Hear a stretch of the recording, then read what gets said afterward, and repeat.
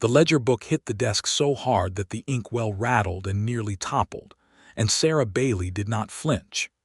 "You are telling me," she said, her voice dangerously quiet in the way that only a woman who had learned to hold herself together through sheer iron will could manage, "that my husband worked 11 months on this ranch, and you cannot account for a single dollar of his wages." The man behind the desk, a round-faced administrator named Gerald Potts who wore the expression of someone who had delivered bad news so many times it had ceased to affect him, simply spread his hands. "Mrs. Bailey, I understand this is difficult, but the records show that Thomas Bailey drew his wages in full each and every month. There is nothing owed, nothing at all." "That is a lie." The words came out flat and certain, the way a stone hits water. "My husband sent me $30 in February and nothing after that. Nothing for 9 months. I have his letters. I have every letter he sent me, and not one of them said he had drawn his wages. Not one." "I wouldn't know anything about personal correspondence, ma'am." "Then let me speak to someone who does know something." Her dark eyes swept the room. The office of the Harlan Creek Cattle Company smelled of leather and old pipe smoke and something else, something hidden beneath the surface smell, something rotten. "Let me speak to the foreman." The silence that followed was 2 beats too long. Gerald Potts opened his mouth. Then he closed it. Then he looked at a point just past Sarah's left shoulder, and in that precise moment the door opened behind her. She turned. He was taller than she expected, broader through the shoulders, with sun-darkened skin and a jaw that looked as though it had been carved from the same red sandstone as the canyon walls outside. He had dark eyes set beneath dark brows, and he wore his authority the way some men wore their hats, without thinking about it, because it had simply always been there. He stopped in the doorway and took in the scene with one long look, and something shifted in his expression, something that was not quite recognition but was close to it. "Jonas Norris," Gerald Potts said, with poorly concealed relief. "Mrs. Bailey here is asking about her husband's account." Jonas Norris did not look at Gerald Potts. He was looking at Sarah Bailey, and she felt that look the way you feel the first cold wind of autumn, a sharpness that tells you the season has changed, and nothing will be quite the same again. "Thomas Bailey's widow," he said. It was not a question. "Yes," she said, "and I want to know where my husband's wages are." He stepped fully into the room and pulled the door closed behind him with quiet, deliberate care. Then he looked at Gerald Potts and said, in a voice that carried no particular heat but made Gerald Potts sit very straight, "Leave us." Gerald Potts left. And now it was just the two of them in that small office, with the afternoon sun coming through the one grimy window and turning the dust motes to gold, and Sarah Bailey standing very still with her hands clasped in front of her, waiting. Jonas Norris looked at the ledger book that lay open on the desk. He looked at it for a long time, and then he said, "How long did it take you to get here?" The question surprised her. She had expected more evasion, more smooth administrative language, more polite and infuriating dismissal. 3 days, she said. "I came from Millhaven. 3 days." He said it again as if he were measuring something. "Alone. I have been managing alone for 11 months, Mr. Norris. A 3-day journey is hardly the worst of it." He looked at her then with a directness that she found both unsettling and oddly respectful. "No," he said, "I don't imagine it is." He walked around the desk and opened the ledger book to a page near the back, ran his finger down a column of numbers, and his jaw tightened almost imperceptibly. "Sit down, Mrs. Bailey." "I would rather stand." "Then stand." He straightened up. "I am going to be honest with you because I believe you deserve that, and because what I'm about to tell you is going to make you angry, and you have every right to that anger." He paused. "Your husband's wages were not paid to him. They were deducted against a debt that was recorded in this ledger, a debt that I have reason to believe Thomas Bailey never actually agreed to." The room seemed to tilt slightly. She gripped the back of the nearest chair. "What kind of debt?" "Card debt on the surface, gambling losses." He looked at her steadily. "But Thomas Bailey, in all the time I worked alongside him, never once sat at a card table. Not once." Sarah felt something cold move through her. Betrayal.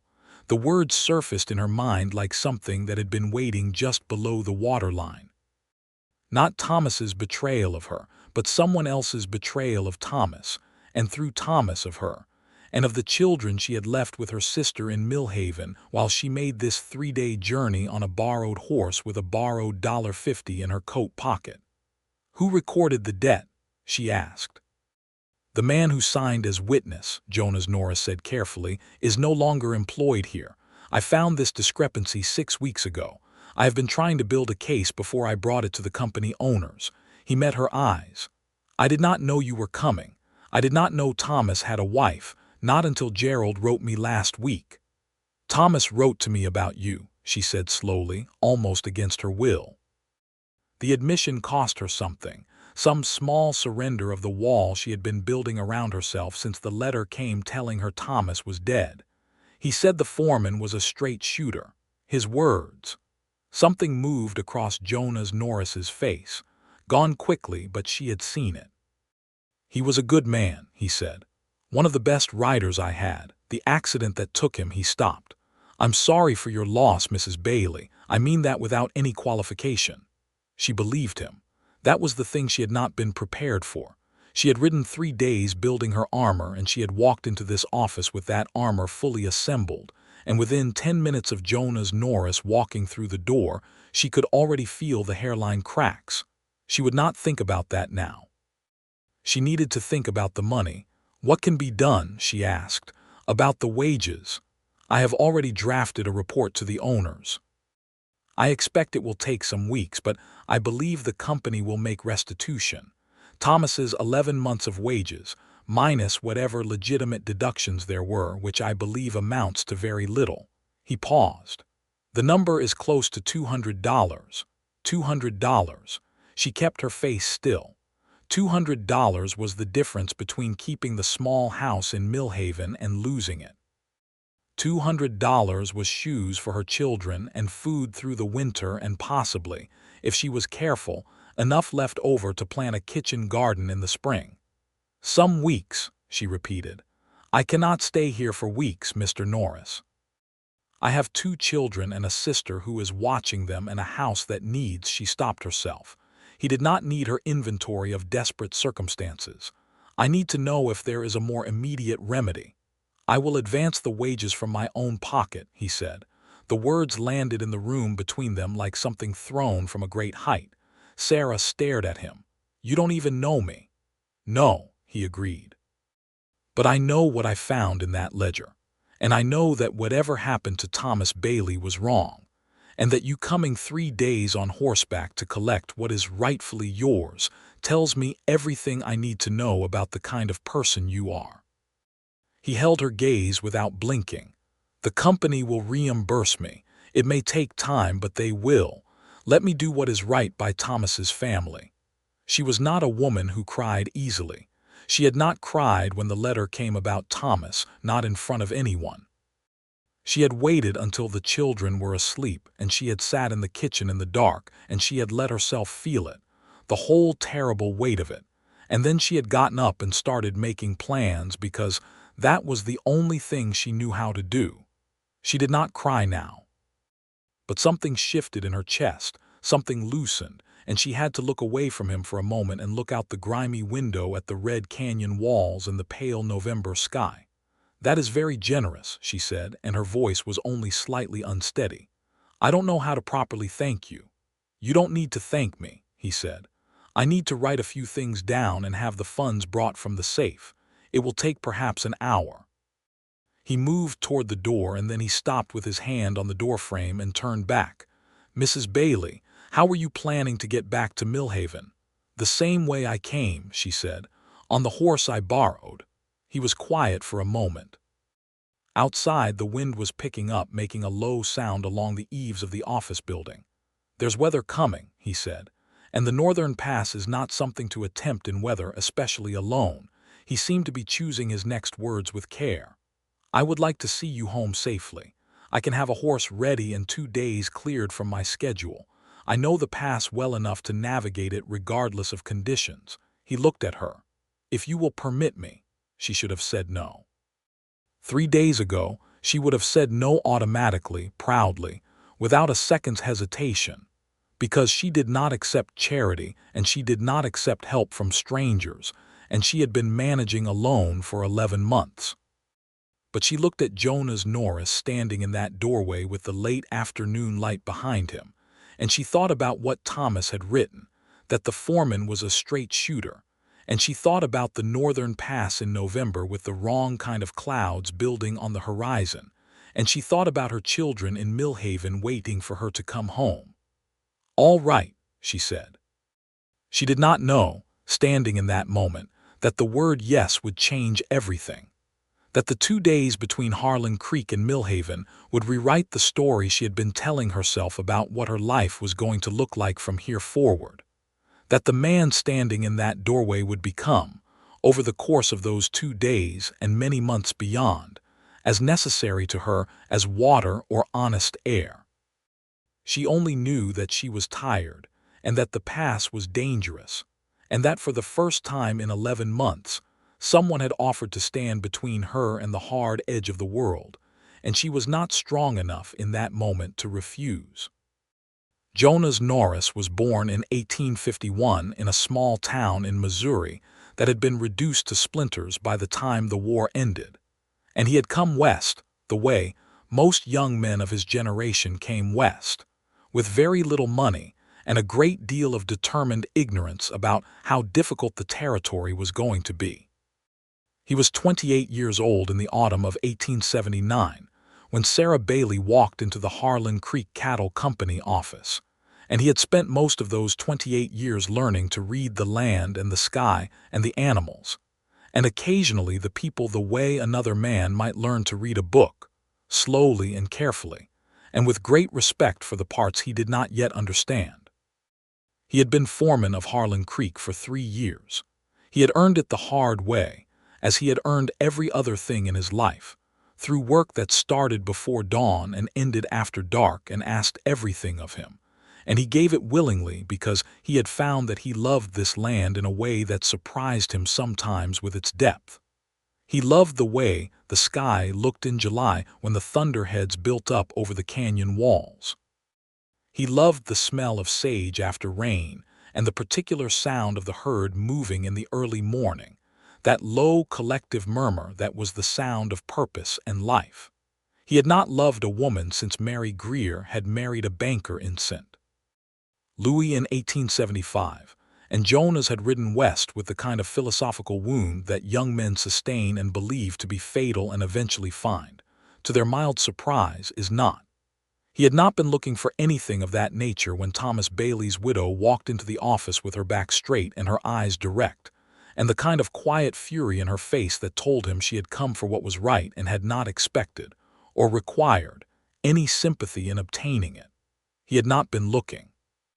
But he had recognized something, the way you recognize a particular quality of light that you have seen before in dreams. He put the recognition aside because it was not the moment for it, and because Sarah Bailey was a woman in genuine distress with a genuine and serious grievance, and because Thomas Bailey had been a man Jonas had respected, and Jonas Norris did not take advantage of moments of grief or vulnerability. He put it aside, and he went to deal with the ledger and the money and the practical necessities of the situation, and he did not examine what he was feeling. He examined it later that evening, sitting alone in his small foreman's quarters with a cup of black coffee and the sound of the wind picking up outside, and he thought about her eyes, which were the dark brown of good earth after rain, and about the way she had said Thomas wrote to me about you, and about the pride in her carriage that coexisted with an exhaustion so deep it had become structural, and he understood that he was in a great deal of trouble. He was, however, a practical man. And the most practical thing he could do was get her home safely and then see what the future held, if anything. He told himself that was the whole of his reasoning. He was almost certain it was only partly a lie. Sarah spent that night in the small, spare room of the company's guest quarters, a modest but clean space with a washstand and a quilt that someone had made with evident care and skill. She lay awake for a long time listening to the wind and thinking about the money, now folded carefully and sewn into the inner lining of her coat, where she had placed it after Jonas Norris had handed it to her in the office, with a matter-of-factness that somehow made the gesture more dignified than any amount of ceremony could have. She thought about him, Jonas Norris, which she had not intended to do. She thought about the way he had dismissed Gerald Potts from the room with a single sentence. She thought about his hands on the ledger page, the careful attention with which he had traced the numbers, and the precision of his anger, which was visible only in the set of his jaw and the absolute stillness of the rest of him. Thomas had been a warm man, demonstrative and quick to laugh, and Sarah had loved him truly and grieved him truly, and she was not ready to compare anyone to Thomas, not now, perhaps not ever. But she noticed, lying in the dark with the quilt pulled up against the cold, that Jonas Norris had the quality she had always privately considered the rarest. He was honest in a way that cost him something. He had told her the truth about the ledger when he could easily have remained vague. He had advanced the money from his own pocket when no one had required it of him. He had offered to see her home when the road was hard and the season was wrong and she was nothing to him. She thought about that word nothing and decided it was not quite accurate. She was the widow of a man he had respected. That was something. In the world she lived in, that kind of loyalty to the dead was worth a great deal. She fell asleep eventually and dreamed of nothing specific, only a sense of warmth and the smell of wood smoke. And when she woke in the gray pre-dawn, her first thought was that she needed to get home to her children. Her second thought was of Jonas Norris. She pushed the second thought down firmly and got up to wash her face in the cold water from the washstand. They left Harlan Creek at 6 in the morning, with the sky the color of pewter and the first light coming in flat and pale over the canyon rim. Jonas Norris rode a big gray gelding called Amos, and he had arranged for Sarah's borrowed horse to be traded at the company stable for a better-tempered bay mare that he said would handle the mountain trail more reliably. He said it as a fact, not as a favor, and Sarah accepted it as a fact for the same reason. They rode mostly in silence for the first hour, which Sarah appreciated. She had not been around someone who understood the value of silence in a long time.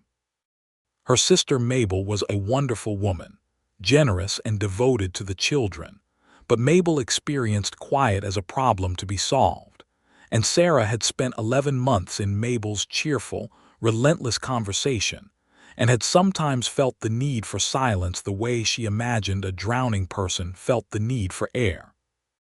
Jonas Norris rode slightly ahead when the trail was narrow and fell back beside her when it widened, and he kept his eyes on the land around them with the constant, unself-conscious attention of someone for whom reading the environment was as automatic as breathing. "You were watching the sky all morning," she said finally, when they had been riding for 2 hours and the trail had widened to where she could ride beside him without difficulty. "Before we left," he glanced at her. "That obvious, to me," she said. "Thomas used to say you could read weather in the canyon country the way a sailor reads the sea, that the sky tells you things 3 hours before they happen." He was quiet for a moment. "He said that. He admired that about you. He wrote that he was trying to learn it." She paused. He was better at learning things than most people gave him credit for. "He was," Jonas said, with a simple conviction that told her he meant it. "He picked up roping faster than any man I've seen. Would have been top hand by spring easy." He stopped. She could see him measuring something in the conversation, deciding how much of his own feeling to put in the open. "He talked about you," he said finally, "about his family." He was a pause. "He was very proud of you." Sarah looked at the trail ahead. The rock walls on either side of them were deep red in the morning light, scored with old water lines and the marks of ancient geology, and she thought about Thomas describing her to this man who she had not known existed until 9 days ago when his letter arrived at her door, the careful letter in Jonas Norris's strong handwriting that told her Thomas was gone. "He didn't need to be proud of me," she said. "I was just keeping things going." That is exactly what he was proud of, Jonas said, without emphasis. He said you were the most capable person he had ever known, and that he was going to come home in the spring and build you a proper house with a real kitchen garden, and that the two of you were going to figure out how to do something better than just keeping things going. The last words landed in her chest like something warm and heavy. She had not known he had said that. His letters had been loving but practical, the letters of a man who expressed himself best through action, and the plan for the spring, the proper house and the kitchen garden, was something he had alluded to but never spelled out in quite those terms. She looked at the canyon walls again and breathed very carefully and said, "Thank you for telling me that. You should know it," he said simply. They stopped at midday in the shelter of a rock overhang to eat the biscuits and jerked beef that Jonas had packed, and Sarah found that she was hungry in a way she had not been in months, a real, present hunger, the kind that comes from physical exertion and cold air, and being outside in the world instead of inside with worry. She ate without embarrassment and Jonas ate without comment, and the bay mare and Amos stood with their heads together in the shelter of the rock like old acquaintances. "Tell me about the man who falsified the ledger," she said between bites. He looked at her across the fire he had built with an efficiency that impressed her. His name was Caulfield, Bert Caulfield. He was company bookkeeper for about 2 years. He turned a piece of jerked beef between his fingers, looking at it instead of her. "I noticed the pattern about 6 weeks back. There were 3 other men affected, not just Thomas, all of them men who died while employed here and whose families would have had trouble contesting anything. Caulfield was pocketing the wages against fictional gambling debts, counting on the families being too far away or too uninformed to question it." Sarah felt the cold anger that was becoming familiar to her, a clean, directed thing, not hot but constant, like a vein of ice running through otherwise warm rock. "And where is Caulfield now?" "He resigned 2 months ago. Took a position in Durango, I'm told." He looked at her then. "The report I've filed goes to the company owners and also to the circuit judge. I believe there is a case to be made for criminal fraud. But I need to be honest with you about the likelihood of prosecution, which is lower than it should be, because Caulfield is connected, in certain ways, to certain people who have influence over which cases the judge takes seriously." "That is a very polite way of saying the system protects men like Caulfield," Sarah said. He held her gaze. "Yes," he said, "it is." She appreciated that he did not soften it further. "So the restitution from the company is the most reliable remedy." "In the practical term, yes, and I will push for it until it is done." "Why?" The question came out before she had fully formed it, direct and slightly raw. "You've already advanced me the money. You are taking 2 days away from the ranch to see me home. Why does this matter to you so much?"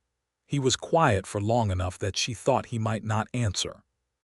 Then he said, "Because Thomas Bailey showed up at Harlan Creek in December of last year with a bad cough and good boots and a photograph of his wife and children in his front pocket.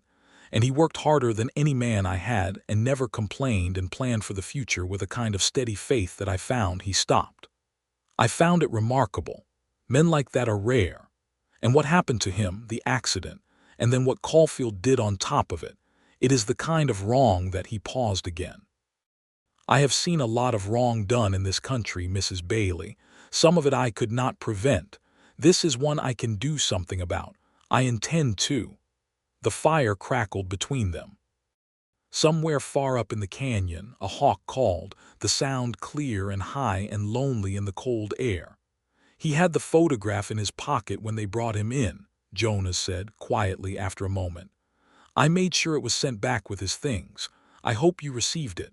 She had. It was on the shelf above the fireplace in Millhaven, the tintype of her and the children from 2 summers ago, slightly faded now, the faces looking out with the careful solemnity that photographs required because they took so long to make.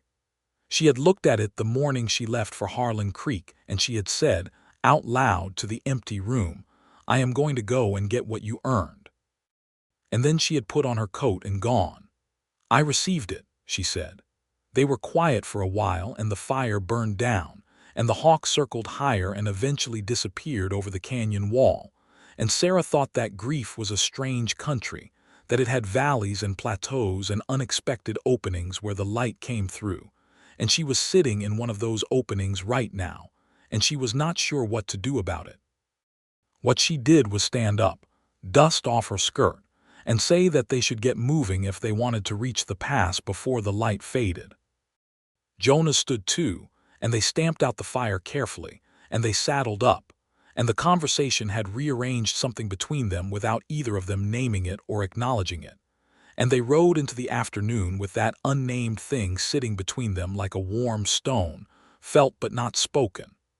The weather, which Jonas had been watching all morning, began to make itself known in the late afternoon as they climbed toward the northern pass. The clouds that had been building on the western horizon since midday were now moving faster, driven by a wind that had picked up to a steady cold pressure against their backs, and the temperature was dropping in a way that was measurable not just on the skin but in the horses' behavior, the way they began to move with their heads slightly lower, more purposeful. "How bad?" Sarah asked. She had learned to trust his reading of the sky, and she wanted the honest answer. "Not snow," he said. "Not tonight. Cold rain, possibly sleet in the higher elevation. We need to be through the pass by dusk." He looked at her. "Are you all right to push a little harder?" "Yes," she said, and meant it, and pushed the bay mare to a steady canter. They rode hard for the better part of an hour, and the wind came at them sideways now as they gained elevation, and the first drops of rain hit Sarah's face like small cold needles. She pulled her coat tighter and focused on the trail ahead, on the rhythm of the mare beneath her, on the big gray gelding moving steadily in front of her with Jonas Norris's straight back against the gray sky.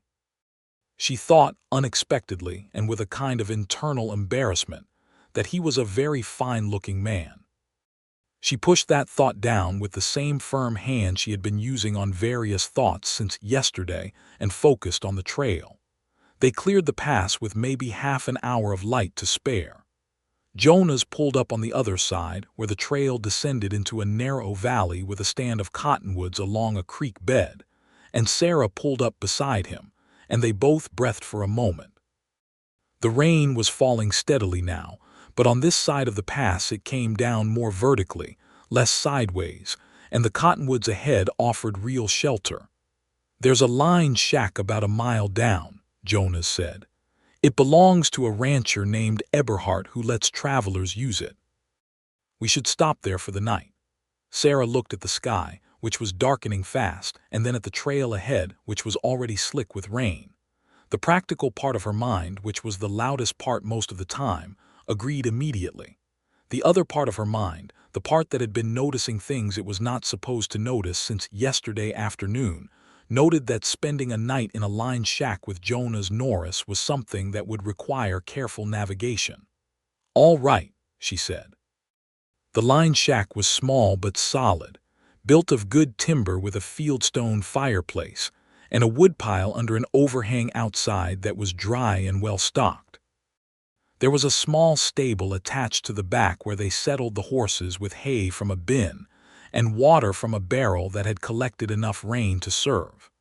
It was a good arrangement, efficient and practical, built by someone who understood what travelers needed. Jonas built the fire while Sarah found the small supply of coffee beans left by previous travelers in a tin on the shelf above the fireplace, and ground them with the hand grinder that hung beside it, and made coffee in the battered pot that hung from a hook. There were 2 tin cups. She filled both of them and handed one to Jonas, who was crouched by the fire with his back to her, and their fingers brushed when he took it. It was a very small thing, the merest accidental contact.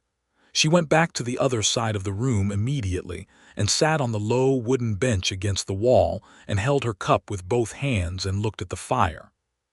He sat on the floor on the other side of the fireplace with his back against the wall and his long legs stretched out in front of him, and he looked at the fire too, and the rain came down outside with a steady rushing sound against the roof, and the silence inside was warm and slightly charged, and neither of them spoke for a while. "Do you have family?" she asked finally, because the silence was becoming something that required handling. He glanced at her. A brother in Kansas. Parents are gone, that's the whole of it. Your brother, are you close? We right, he said. He married a schoolteacher and has 3 children and runs a dry goods store. It suits him. We are different types of men. He said it without bitterness, more with the reflective acceptance of someone who has made peace with a truth. He worries about me out here, thinks the territory is lawless and dangerous. Is he wrong? The corner of his mouth moved. Not entirely. He looked at the fire again. But the parts of it that are lawless and dangerous are the same parts that are extraordinary. You can't separate them out. The scale of it, the sky, the land there is nothing like it. I could not live elsewhere now, I think. Sarah thought about Millhaven, which was a decent town of perhaps 300 people with a church and a school and a mercantile, and the particular closeness of small community life, where everyone knew your business and your grief and your history. She had been content there, and she would return to it, and she would build what needed to be built, but she understood what he was saying about the territory. Thomas felt that way, she said, about the West. He wrote that it was like living with the lid off the world. Jonas looked at her with something quick and unguarded in his expression. That is exactly it, he said. The lid off the world, I may steal that, she smiled. It happened before she could prevent it, a real smile, slightly surprised, and she felt the unfamiliar working of those muscles, which had not had much call for exercise in 11 months. He looked at the smile and looked away quickly, back at the fire, and she saw a muscle jump in his jaw, and she thought, with a complicated mixture of alarm and something that was reluctantly warm, that she was not the only one navigating difficult territory tonight. They talked for a long time after that, not about anything momentous, about the territory and the cattle business, and the politics of the region and the drought that had hit 2 summers ago, and the questions about what the railroad expansion would mean for the ranching communities. He talked about the ranch with the ease of someone who loved their subject, and she found that she was genuinely interested, genuinely engaged, asking questions and building on his answers. And at some point she realized that she had forgotten to be careful, that she had simply been present in the conversation, and that it had been a very long time since she had felt that. He realized it too, she thought, because there was a moment somewhere around 9 o'clock when he looked at her across the fireplace with an expression that was open in a way his face had not been open before, an expression that was not performing anything, that was simply him looking at her. And then he seemed to become aware of what his face was doing, and he looked back at the fire. You should sleep, he said. Early start tomorrow. I know, she said. She did not move immediately. Mrs. Bailey, he said, and something in the way he said her name made her go very still. He stopped, started again. I want to say something, and I want to say it correctly, and I am not certain I can. Try, she said. He looked at the fire for a moment, and then he looked at her and he said, You are, and then he stopped again. Then more carefully, whatever happens with the company, with Caulfield, with all of it, I intend to keep my word. The restitution, seeing this through, that is not contingent on anything. He paused. I want to be clear about that because he stopped a 3rd time and she saw him decide against something, revise it, redirect. Because you should know that my word means something to me. It was not what he had started to say. She was fairly certain of that, but it was something real and it mattered. I know that, she said. I knew it yesterday. He nodded and looked at the fire, and she got up and went to the bunk at the back of the room, and she lay down with her coat over her for extra warmth, and she listened to the rain on the roof, and to the small sounds of him banking the fire for the night, and she fell asleep while the warmth from the fireplace filled the small room, and she slept better than she had in 11 months. In the morning the rain had stopped, and the sky was washed absolutely clear, a blue so sharp it almost hurt to look at it, and every rock and branch and blade of dried grass wore a skin of frost that caught the early sun and turned the world into something that glittered. They saddled the horses in the quiet of the small stable and rode out into that glittering morning, and Sarah felt something in her chest that she had not felt in a long time. Not happiness exactly, because grief was still there and always would be, but possibility, the sense of something ahead rather than only something behind. She was careful with it. She put it away where it could not cause trouble. But it was there. They reached Millhaven in the late afternoon of the second day. Jonas had been there before, briefly, he told her, on company business 2 years ago, and he knew the layout of the town well enough to navigate it, which Sarah found she did not resent in the way she might have. She was tired now, bone-tired, the 2 days of riding having finally collected their toll, and she was grateful that she did not have to direct every moment. Her sister Mabel's house was on the north end of town, a square frame house with a good garden that was dormant for the season, the bare earth covered in the first thin skin of frost. As they rode up, the front door opened before they had even reached the gate, and 2 children ran out into the yard, and Sarah was off the horse before Jonas had fully pulled up. Her son, Daniel, was 7 years old, thin and dark-haired like her, with Thomas's eyes, and he ran into her arms with a force that nearly knocked her off her feet. Her daughter, Clara, was 5, rounder and slower to run but no less fierce in her arrival, and Sarah held them both, kneeling in the frost-stiffened grass of Mabel's front yard, and pressed her face into Daniel's hair and breathed. Jonas Norris stayed where he was, slightly back, with Amos's reins in his hand and the bay mare's reins in his other hand. And he watched, and Sarah, even in the midst of the reunion, was aware of him watching, and was aware that the expression on his face was one she did not have the vocabulary for yet. Mabel came to the gate with a practical expression that nonetheless could not quite hide the relief in it. She was a few years older than Sarah, broader through the hips and with a tendency toward action over sentiment, and she looked at Jonas Norris with the frank assessment that she applied to everything. "Mabel Hollis," she said, "Sarah's sister." "Jonas Norris," he said. He touched his hat brim with a slight inclination. "I work for the Harlan Creek Cattle Company. I saw your sister home." Mabel absorbed this with the efficiency of someone processing information she has been waiting for. "You had better come in," she said, "and have something to eat before you ride wherever you're riding next." He started to demur. She gave him the look that Sarah recognized as Mabel's absolute refusal to hear a no, and he came inside. The kitchen was warm with the smell of beef stew, and Mabel ladled it out with the air of someone making a statement, and the children watched Jonas Norris with the frank curiosity of children who have decided that a stranger is interesting. Daniel asked him how far he had ridden today, and what kind of horse Amos was, and whether he had ever shot a rattlesnake. And Jonas answered all 3 questions with a gravity that Daniel clearly found deeply satisfying. Clara sat next to her mother and held Sarah's hand and said nothing, but looked at Jonas from under her dark lashes with a focused attention that Sarah recognized as her own face on her daughter's smaller bones. After supper, Jonas stood to go.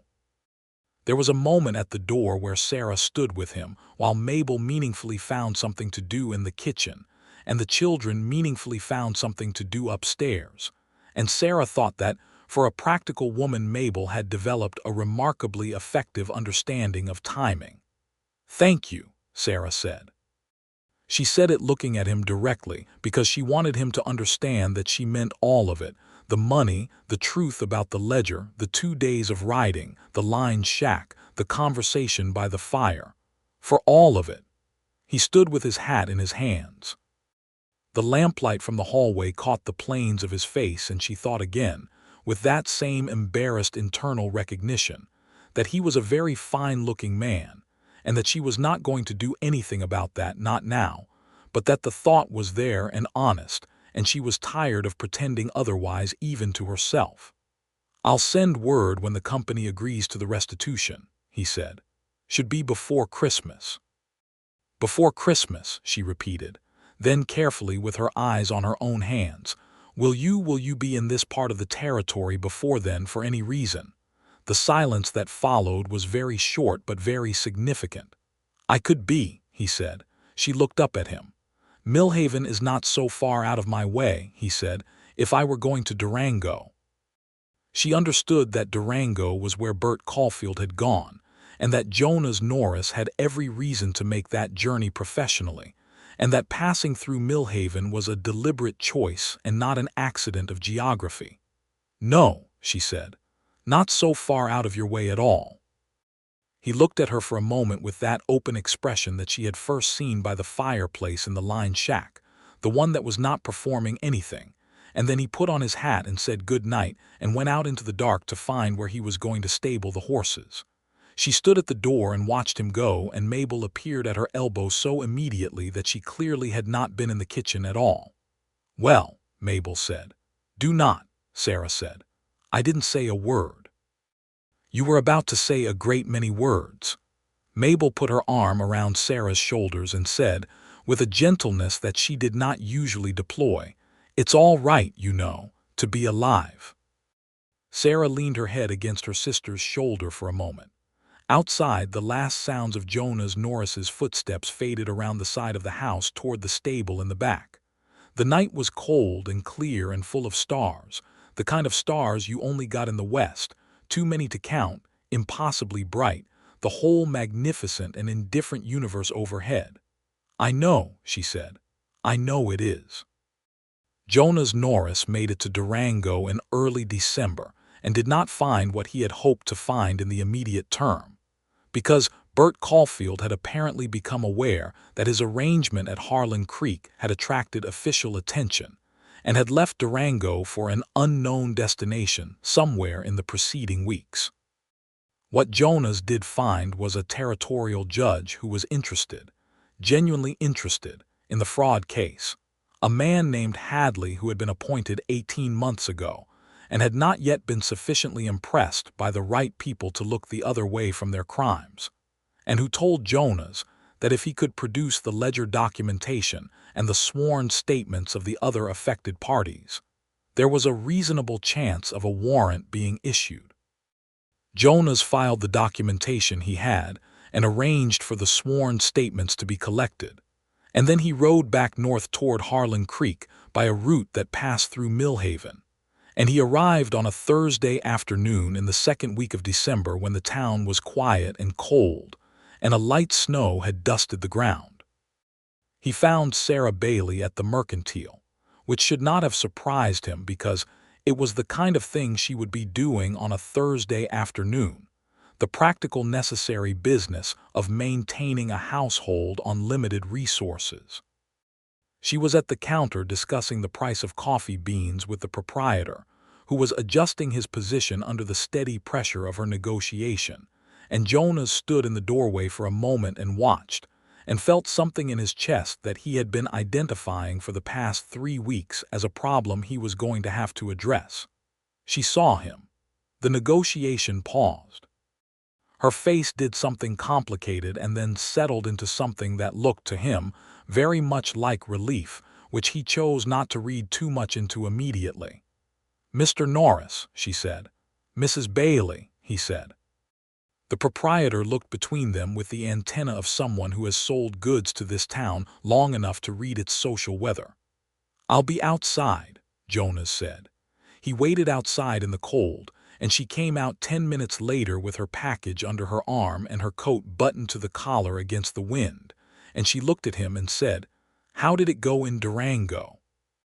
He told her about Judge Hadley and the Warren and Caulfield's disappearance, giving her the complete picture without softening the difficult parts, and she listened with the intent focus that he had noticed was characteristic of her, the kind of listening that told you she was actually processing what you said and not simply waiting for her turn to speak. "So the warrant may still be issued," she said. "It will be issued," he said. "The judge is serious.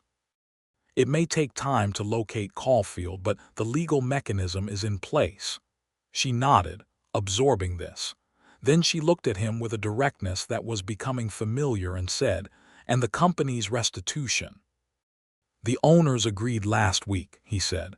"I have a letter for you." He produced it from his inside coat pocket.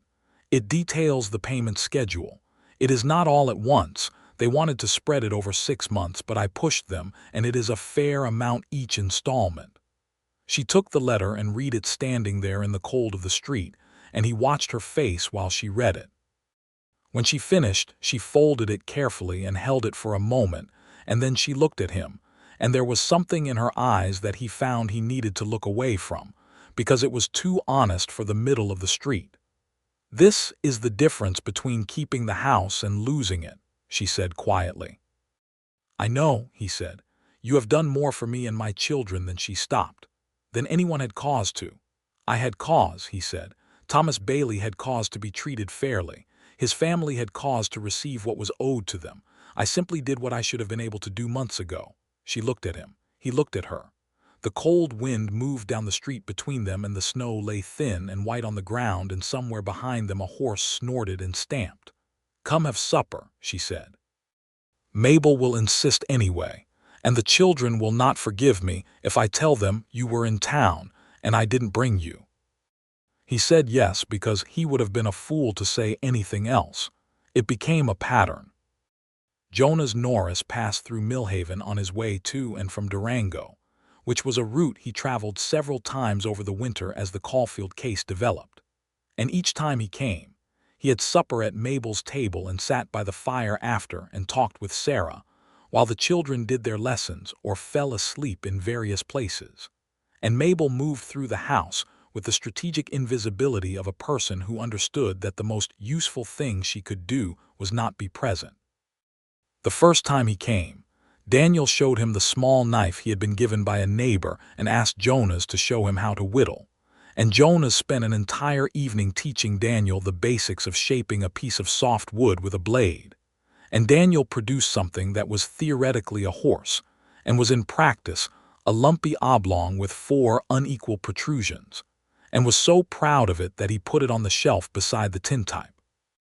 Clara, not to be left out, demanded to know about horses specifically, and Jonas answered every question about horses she had for 45 minutes with a patience that made Sarah's chest ache.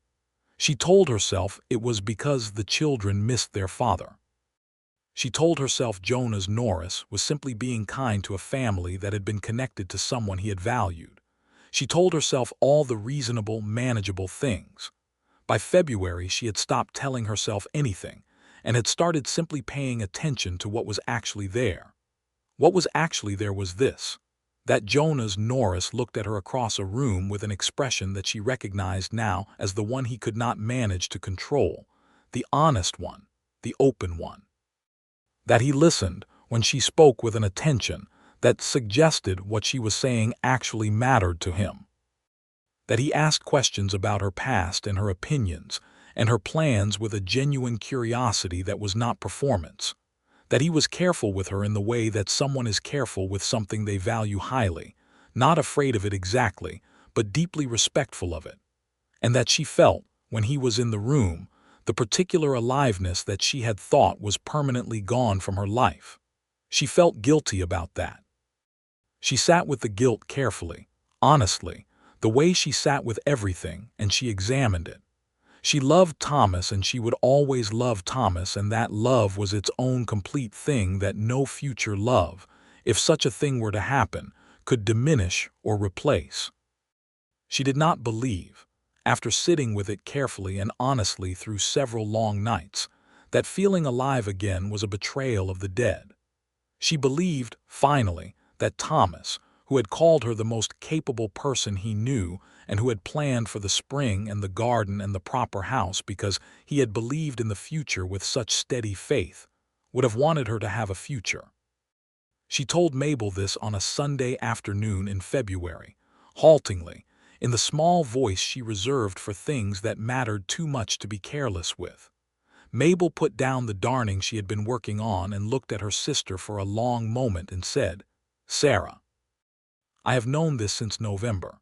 Since November, that is before I knew it." "Yes," Mabel said with the comfortable satisfaction of the demonstrably correct. "That is generally how it works with you. You know things with your feet before your head catches up." Sarah laughed. It was a real, slightly surprised laugh, and Mabel looked pleased with it in the way she looked pleased with all evidence that her sister was still capable of that particular sound. "He hasn't said anything," Sarah said. "He hasn't said anything yet," Mabel corrected. "He is a careful man, And you are a recently widowed woman, and he is being respectful of that. But I have watched him watch you for 3 months, and that man is not coming to Durango this often because he finds Durango particularly compelling. Sarah looked at her hands. It's not been quite a year. No, Mabel agreed more gently now. It hasn't. Take the time you need. I'm just saying, when the time comes, don't be so sensible that you miss what is right in front of you. The time came in March, which was the end of the hard season and the beginning of the possible one, when the first tentative signs of spring showed up in the form of pale shoots in Mabel's garden and a softening of the light in the afternoons. Jonas came through Millhaven on a Tuesday with news that the territorial warrant for Caulfield had been executed, that Bert Caulfield had been located in a town called Bisbee in the Arizona Territory and was being brought back to face the circuit judge, and that the case was likely to proceed to trial in the early summer. He came to the house with this news, and Sarah was in the garden when he arrived, which is where she had been most of March, putting the first season's plantings in, a kitchen garden which she was making with deliberate intention and a kind of careful hope. Mabel led him through and pointed to the garden and went inside, and Jonas came through the side gate and found Sarah on her knees in the turned earth with her hands dark with soil and a smear of it along one cheekbone where she had pushed her hair back with a dirty hand. She looked up at him, and he told her about Caulfield and the warrant and the trial, and she sat back on her heels and listened and then said, "It will be real then. There will be a reckoning." "There will," he said. "It won't give back what was taken, but there will be a reckoning." She nodded. Then she looked at the garden around her, the newly turned rows, the small starts she had put in the ground that morning. "I'm planting what he talked about," she said. "The kitchen garden. I know it's Mabel's land and not mine, but Mabel said to plant whatever I wanted." She looked up at Jonas. It felt important to do it. He crouched down beside her on the edge of the garden bed, not minding the state of his boots in the soft earth, and looked at the rows she had planted. "What did you put in?" "Beans," she said. "Squash, potatoes. And over there I'm going to try tomatoes, though Mabel says it's too cold this far north." She looked at the plot she had indicated. "I'm going to try anyway." "Try anyway," he said, like an agreement. She looked at him. He was very close. Close enough that she could see the particular quality of his eyes, which were not simply dark but had flecks in them, gold in some lights that she had not noticed before, or had noticed and had been firmly preventing herself from cataloging. "Jonas," she said. It was the first time she had used his given name. She saw the awareness of that move across his face. "Sarah," he said, which was the first time he had used hers, and the way he said it, carefully, like something fragile and valuable, undid something in her that she had been holding very carefully for months. She said, "I think you know what I would like to say." "I think," he said, equally carefully, "that I would like to hear you say it." "I think I am." She stopped, started again. "I know there are things that make this complicated. Time and grief and the strangeness of how we came to know each other." She looked at him directly. "But I find that I am not willing to keep pretending that I don't feel what I feel. I think Thomas would have." She stopped again, and this time it was because her voice needed a moment. "I think he would have thought you were all right," she finished, and heard the inadequacy of it and looked at him and found him looking back at her with that completely unguarded face. "He told me something," Jonas said. "Once." He didn't know why he said it, he said it just came out. "We were watching the canyon at dusk, and he said, all a man can ask for is that the people he loves end up all right. That's the only thing worth worrying about." She felt the truth of Thomas saying that all the way down to the cold ground under her knees. "He did worry," she said, "about us being all right." "I know," Jonas said, "and I have spent several months trying to make sure you are." He paused. "But I want to be honest with you, Sarah, the way I was honest with you in that office in November. I did not only come back through Millhaven because of the court case." "I know that," she said. "I came back because of you. Because of your children. Because when I am here, this is where I want to be, and when I am in Harlan Creek, this is where my mind goes." He stopped. "That is the truth of it. "That is the truth of mine as well," she said. They were still crouched in the garden with the cold March sun on their backs and the smell of turned earth around them, and Millhaven going about its quiet Tuesday business on the other side of Mabel's fence. He reached out and very gently brushed the smear of soil from her cheekbone with his thumb. It was the simplest possible gesture, and it went through her like a current. "There are practical things," he said, "to consider." "Yes," she said. "I'm a foreman at a cattle ranch," he said. "It is not a wealthy life, but it is a stable one and honest, and I am good at what I do. I know you are. And I would not expect you to give up your life here," he said. "Mabel, the children's school, what you have built." He was watching her carefully. "Those things matter." "They do," she said. "But Jonas, what we built, I built here because I had to. Because Thomas was gone and Mabel was here and the children needed stability. It is not the whole of what I want." She looked at him. "The lid off the world," she said, and smiled a little. "I understand it more than I did."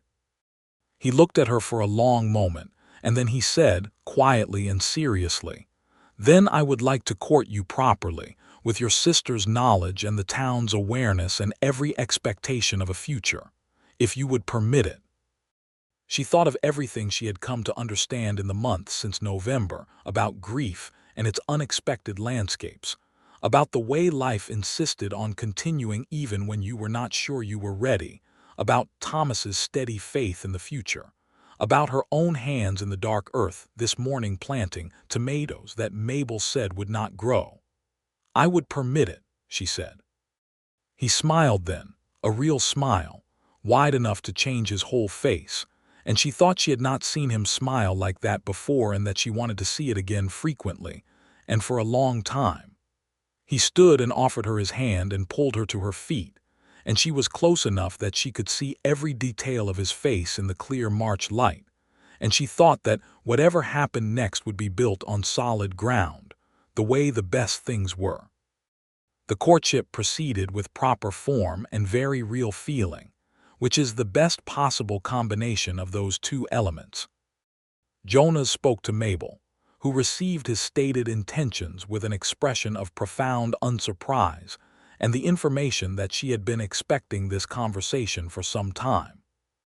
Jonas took the children for a ride on Amos one Saturday afternoon in April, Daniel in front of him and Clara on the bay mare led on a rope beside them, and they rode out to the meadow beyond town, where the first wildflowers were coming up, and he let Daniel hold the reins and taught Clara how to post in the saddle, and they came back 2 hours later with rosy faces and the specific expression of children who have been given a gift they did not know they wanted. He came on weekends when the ranch schedule allowed, and he wrote letters in between that were honest and direct and occasionally funny and always unmistakably him. And Sarah wrote back with the ease of someone who had found the person she could say things to, real things, and he received her letters in his small foreman's quarters in Harlan Creek and read them twice, and then kept them in the inside pocket of his coat, which was where Thomas had kept her photograph. And he thought about what it meant to carry something close to your chest. The Caulfield trial was held in early June in the county seat, and Sarah went with Jonas because she had the right to go, and because she wanted to see it through, and because Jonas said he would like to have her there. They sat in the courtroom, which was a converted General Assembly room with hard wooden benches, and listened to Judge Hadley hear the case with the deliberate attention of a man who takes the law seriously as a living instrument rather than a fixed decoration. Bert Caulfield, brought back from Bisbee and considerably subdued by the journey, sat at the defendant's table and looked at the ledger evidence and the sworn statements with the expression of a man who has been calculating odds and finds them unfavorable. His lawyer attempted several of the standard defenses available to men of his type, that the record-keeping had been a misunderstanding, that the debts had been legitimate, that there was no way to verify anything. Judge Hadley disposed of each defense with the measured efficiency of someone removing obstacles from a path. The verdict was guilty on 3 counts of criminal fraud. The sentence was 2 years in the territorial prison and a restitution order that, combined with the company's voluntary payment, meant that the 4 families affected would receive the full amounts owed. Sarah sat beside Jonas on the hard bench and heard the verdict and felt the particular quality of justice being done, which is not triumphant exactly, but is deeply satisfying in the way that a properly closed circle is satisfying. She felt Thomas somewhere in that room, not literally, not in any way that she could have explained, but the way that the faithful dead are sometimes present when the living finally do right by them. She took Jonas's hand. She was not sure which of them initiated it. It did not matter. He looked at her and she looked at him, and they stayed like that until the court was dismissed and the people around them began to rise and gather their things. Outside the courthouse in the June sun, with the town of Harlan Creek going about its business around them, Jonas said, "It's done." "It's done," she agreed. He held her hand still, and she did not take it back, and they stood for a moment in the sun with the warm wind coming off the canyon and the blue sky overhead and the sound of the town around them. "I would like to ask you something," he said. "Ask," she said. "I would like to ask you to marry me," he said. "Not today, or necessarily soon, whatever time is right for you and for the children. But I want you to know that is where I am headed. That is where I have been headed since March in the garden and probably since November in that office. And I wanted to say it clearly and directly because I am not the kind of man who leaves the important things unspoken." She looked at him for a long moment. The sun was bright on his face and the wind moved his dark hair, and she thought that she had been managing alone for a long time and that managing alone had made her strong, and she was glad of that strength, and that she did not want to do it alone anymore, not because she could not, but because she had found someone she wanted beside her, and that was a different and better reason. "Yes," she said. "To all of it. Yes." He looked at her, and his face did that thing again, the wide, changing smile, and he raised her hand to his lips and pressed them against her knuckles in the old-fashioned way that no one much did anymore, and she thought it was the most precise possible thing he could have done with that moment. They were married in September of 1880 in Millhaven's small church, which was full because the town had developed a proprietary interest in the outcome of what everyone had watched develop over the preceding year. Mabel stood up with Sarah and cried without the slightest apology. Daniel, who was 8 now, stood beside Jonas as the closest thing to a witness that a 7, now 8-year-old could be with genuine gravity, which he brought to everything he found sufficiently important. Clara wore a dress with a blue sash and informed several guests that Amos the horse was coming to live with them now, which was accurate and which she considered the most significant aspect of the occasion. Jonas had arranged with the owners of Harlan Creek to take on a property in the valley between Millhaven and the ranch, a small spread of about 300 acres with a good house, and a creek running through the lower field, which he had purchased with the accumulated savings of several years of Foreman's wages, and the understanding that he would continue in the foreman's role at Harlan Creek while building his own operation on the side. It was a serious undertaking and it would require serious work, but Jonas Norris had never been afraid of serious work, and Sarah, who had demonstrated her own relationship with serious work over the course of an 11-month winter, was not either. They moved into the house in October, just before the first hard frost, and the house smelled of fresh sawdust and new plaster where Jonas had made repairs during the summer, and Sarah walked through every room with Daniel and Clara and looked at the size of the kitchen and the depth of the fireplace and the windows that faced south and let in the light, and she thought about proper houses and kitchen gardens and steady faith in the future. Daniel claimed the upper room under the eaves immediately and with great conviction. Clara wanted the room that looked out over the creek. They both wanted the dog that Jonas had mentioned was available from the neighbor's litter, and after a brief negotiation that Jonas handled with the same principled fairness he applied to everything, they went together to choose the dog, and came back with a brown and white hound named Biscuit, who immediately established himself as the central figure of the household.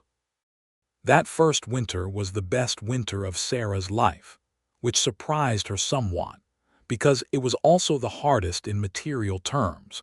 The work of establishing a new place while Jonas maintained his duties at Harlan Creek, and she managed the house and the children's schooling and the beginning plans for the spring operation. But the hardness of it was the kind that comes from building something instead of just enduring something, and at the end of every hard day, Jonas came home. That was the thing she had not understood fully until she had it. The simple, profound difference between a house you maintain and a home you come back to. Coming back to. Being come back to. The particular quality of an evening when the person you have chosen is on the other side of the table, passing the bread, listening to Daniel's current project, helping Clara with the letter formation she found difficult, sitting with you afterward when the children were asleep, and the fire was banked and the house was quiet around you. She told him this one February evening, not the whole of it, because some things she kept in the interior rooms of herself, but enough of it, and he listened with the full attention he brought to everything she said, and then he said, "I know. I feel it too." And he looked at her across the table with that open face that was hers now, that she had the right to see and that she never took for granted, and he said, "I did not know I was missing it until I found it." "No," she said. "You don't know what you're missing until you find it, and then you can't remember how you managed without it." He reached across the table and put his hand over hers, and outside the window the February wind went over the canyon, and the stars came out. Too many to count, impossibly bright, the same indifferent and magnificent universe overhead that had been there every night since before there were eyes to see it, and inside the house was warm and particular and theirs. In the spring, Sarah planted the biggest kitchen garden she had ever made. She put in everything Thomas had talked about and several things besides, including the tomatoes that Mabel had said would not grow in the northern altitude. 3 weeks after planting, the tomato seedlings came up green and determined from the soil, and she stood over them in the April light and laughed, delighted. Jonas came up beside her and looked at the tomatoes, and then at her face, and then he said, "I told you to try anyway." "You did," she said. He put his arm around her shoulders, and they stood looking at the garden together, at all of it, the beans and the squash and the potatoes and the improbable tomatoes. And she thought about Thomas saying all a man can ask for is that the people he loves end up all right. And she thought, standing in the April sun with Jonas's arm around her, and the canyon wind in her face and her children's voices coming from inside the house, and the dog barking at something in the lower field, that they were very much all right. More than all right, they were building something real. By the end of 1881, Jonas's small operation was beginning to justify itself, with a respectable number of cattle and 2 hired hands, and the beginning of a reputation in the valley for fair dealing and good stock. Daniel, who was 9 and of the age where everything practical and outdoors is the most interesting thing in the world, spent every hour he was not in school learning what Jonas was willing to teach him, which was a great deal, and Jonas taught him with the patience that Sarah had seen him bring to everything, the patience of someone who believes that knowing things matters and that learning takes time and is worth that time. Clara was 7 and had decided that she was going to be a teacher, a determination she pursued by holding regular lessons for Biscuit the dog and any willing adults she could locate. Jonas was her most diligent student and submitted to instruction with a gravity that Clara found entirely appropriate, and that made Sarah have to leave the room on several occasions to keep from laughing audibly. In January of 1882, Sarah told Jonas that there would be a new member of the family in the summer. She told him in the kitchen in the early morning before the children were up, because some things belong first to the 2 people at the center of them. He was very still for a moment when she told him, and then he crossed the kitchen in 2 steps and took her face in both his hands and looked at her with an expression that she had no words for and did not need any because she understood it perfectly. "Are you well?" he said. "How are you feeling?" "I am very well," she said, "And very glad. Are you glad?" "Sarah," he said, which was all the answer she needed. He kissed her forehead, then her mouth, and she rested her hands on his chest and felt his heartbeat, steady and certain as the land outside, and thought that this was the furthest possible thing from managing alone. The summer of 1882 brought a heat that settled over the canyon country like a physical weight, and also brought, in late July, a boy. He was a large, loud, emphatic baby with Jonas's dark eyes and Sarah's stubborn chin, and they named him Thomas James Norris. Thomas for Thomas Bailey, who had called Sarah the most capable person he knew, and who had planned for the future with steady faith, and James for Jonas's father, who had built things with his hands, and believed that work was a form of love. Daniel, who was old enough to understand the naming, was quiet when he heard it and then came and stood next to the cradle and looked at the new baby for a long time, and then he looked at Jonas and said, with the particular formality of a 9-year-old who has decided something important, "My father would have liked you. He liked straight shooters." And then he went back outside before anyone could say anything, which was the Bailey family style of managing feelings that were too large for the room. Jonas stood beside the cradle and looked at the baby and then at Sarah where she lay in the bed, tired beyond description and more content than she had ever been, and he said, "He was right about that." "He was right about you," she said. "From the beginning, I trusted his judgment before I had a chance to form my own. And now I have both," she said, "his judgment and my own, and they agree completely." He came and sat beside her on the edge of the bed, and held her hand, and they listened to the baby's sounds, the small questioning sounds of a new person adjusting to the fact of the world. And the house was warm around them, and the canyon wind moved outside the window, and the tomatoes in the kitchen garden were ripening in the July heat.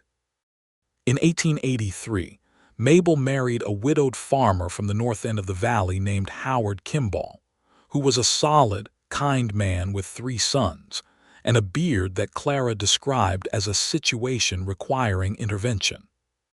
Mabel's house in Millhaven sold, and she moved to Howard's farm, which was 20 miles from Sarah and Jonas, close enough for Sunday visits and emergencies, and the regular exchange of news and garden starts, and the particular sustenance of sisterhood.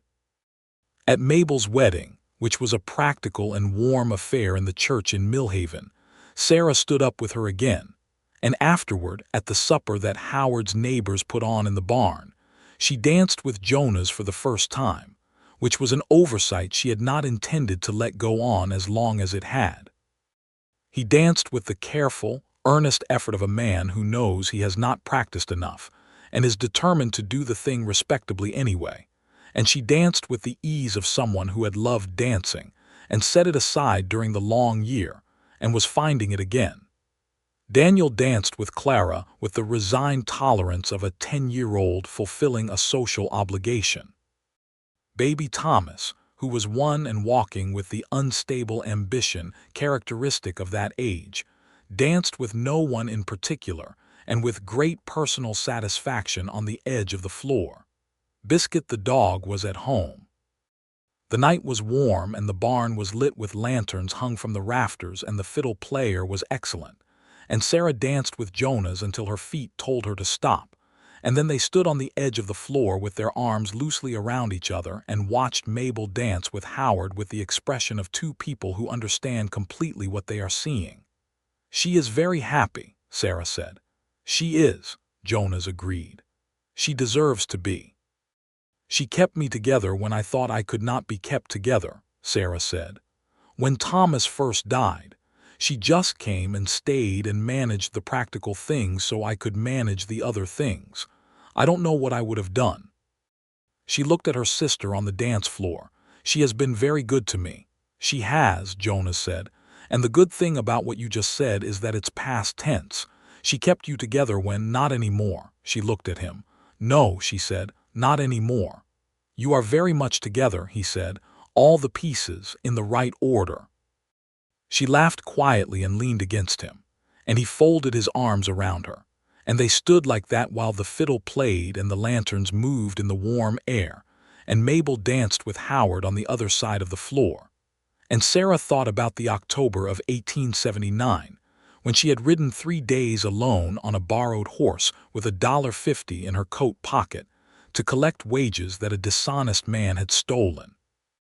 And about the November afternoon when the door had opened and Jonas Norris had walked in, and about all of it since, every piece. She thought about the word betrayal, which she had felt so acutely standing in that office, and about the way it had been answered not with more betrayal but with honesty and care, and the kind of patient constancy that was worth more than any amount of dramatic declaration. She thought about Thomas, who had called this man a straight shooter and who had believed in futures with steady faith. She thought about the tomatoes in the kitchen garden that had grown despite all predictions, green and determined from the cold spring earth. She thought about Thomas James Norris, asleep at home with the neighbor's eldest daughter watching him, the emphatic baby with his father's eyes and her stubborn chin, who had Thomas Bailey's name and Jonas Norris's blood, and his own particular and determined self that would unfold into the world in ways she could not yet imagine. She thought about Daniel, 10 years old, learning to handle a rope, keeping his father's name for the baby with a 10-year-old's grave dignity. She thought about Clara, who was going to be a teacher and would be an excellent one, who had her father's warmth and her mother's directness and Jonas's patience somewhere in the mix, and who had recently informed Jonas that his penmanship required remediation. All of it, all the pieces, in the right order. The years that followed were full of the particular texture of a life being lived thoroughly. The hard winters and the good harvests, the calving seasons and the branding, the children growing up in the canyon country with the lid off the world overhead. Daniel grew into Jonas's height and his mother's pragmatism, and spent his teenage years learning everything the land would teach. And at 16, he could read, whether in the canyon country, the way Thomas Bailey had never had the time to learn but had written about wanting to. Clara became the teacher she had announced at age 7, and went a train in Durango at 19, and came back to open a school in the valley that had 30 students in its first year and 50 in its second. Thomas James Norris grew into himself with the particular efficiency of someone who has always known what he wanted, which was to be wherever the work was, and he had Jonas's love of the land and Sarah's organizational intelligence, and a laugh that came from somewhere in his own original self, loud and immediate and delighted. In the spring of 1885, Sarah told Jonas about a second new arrival, this time a girl, born in November of that year with her mother's dark eyes and her father's jaw, and a disposition that suggested she had her own plans and intended to execute them. They named her Alina Ruth, Alina for the clarity and grace of it, Ruth for the biblical steadfastness that Sarah had always admired. Alina and Thomas grew up together as only 18 months apart can grow up, close in the way that proximity makes people close, a closeness that is sometimes conflict and always fundamental, and they argued with impressive creativity and were inseparable, and the house was full of noise and Boots and the dog, who by now was elderly and comfortable, and considered himself the senior member of the household. Jonas Norris was 40 years old in 1891 and was the most respected rancher in the valley, not because of the size of his operation, which was modest and solid, but because of the consistency of his dealing and the quality of his word. People came to him with disputes because they trusted his judgment, and he took that trust seriously in the way he took everything seriously, with attention and care and the understanding that trust given is a responsibility, not a prize. Sarah was 38, and she looked at 40 approaching with the equanimity of a woman who has found that the years are building something rather than simply accumulating. She had laugh lines now that she did not have in 1879, and her dark hair had a thread of silver at each temple that she had examined once in the mirror and decided suited her, and she had the particular quality of someone whose life has worked out in the deepest sense, not easily, not without loss, not without grief, but genuinely, fundamentally.